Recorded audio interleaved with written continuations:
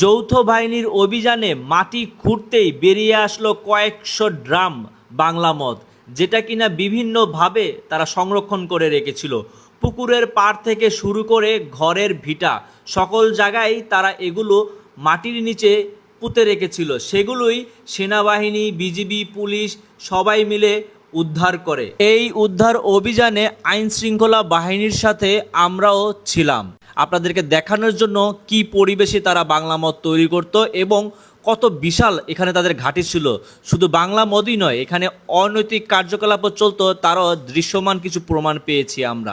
যৌথ বাহিনীর এই অভিযানটি পরিচালিত হয়েছে গাজীপুর জেলার কালিয়াকৈর উপজেলার ঠাকুরপাড়া গ্রামে। সেখান থেকে কিন্তু এরকম এই যে বাংলা মদ তৈরি করছে, প্লাস ড্রামে ড্রামে মদ সেখানে মজুত করে রাখা হয়েছে। এরকম একটি স্থানে আমরা এসেছি, আমরা এখন উপস্থিত এখানেই আছি। এখানকার যারা মেন এই যে অপকর্মের সাথে জড়িত তারা কিন্তু বলা যায় পলাতক।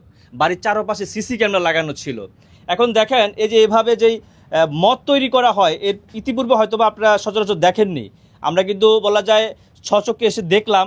এই যে প্রক্রিয়াটা করছে একবারে নিচের স্তরে, আমরা যতটুকু জানতে পারলাম একবারে নিচের স্তরে হচ্ছিল ময়লাযুক্ত যেই পানিটা, যেটা এই ড্রামের মধ্যে দীর্ঘদিন মাসকে মাস বলা যায় যে রাখা হয়, সেটাই কিন্তু বলা যায় যে নিচে রাখা হয়েছে, তার উপরে আরেকটা স্তর, তারপরে যে পানি রাখা হয়েছে। তো এই যে প্রক্রিয়া, এগুলো তারা কিন্তু ফেলে রেখে কিন্তু এখান থেকে চলে গিয়েছে।